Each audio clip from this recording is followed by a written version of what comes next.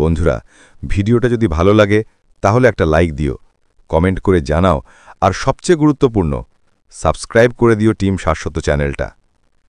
আমি টিমকে বললাম, টর্চটা একদম নিচে ফেলো। আলো ফেলতেই দেখা গেল ড্রামের পেছনে একটা নড়াচড়া হচ্ছে, হালকা কালো ছায়া। আমি ধীরে ধীরে এগিয়ে গেলাম, হাতে ছিল রড আর ব্যাগ।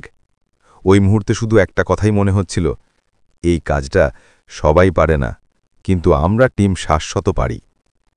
বন্ধুরা, এমন ভিডিও পেতে হলে এক্ষুনি সাবস্ক্রাইব করে দাও, না হলে মিস করে ফেলবে অনেক কিছু। তারপর যখন ড্রামটা সরালাম, দেখি একটা সাপের লেজ বেরিয়ে আছে, কিন্তু পুরোটা দেখা যাচ্ছে না। আমি টিমকে বললাম, ধীরে ধীরে আলো ফেলো। একটু পরেই দেখা গেল কালো গোকরা সাপ ড্রামের পেছনে গুটিয়ে বসে আছে।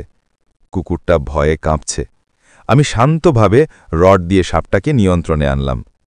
বন্ধুরা, এমন মুহূর্তে আপনারাও আমার মতো নিঃশ্বাস বন্ধ করে দেখছেন তো?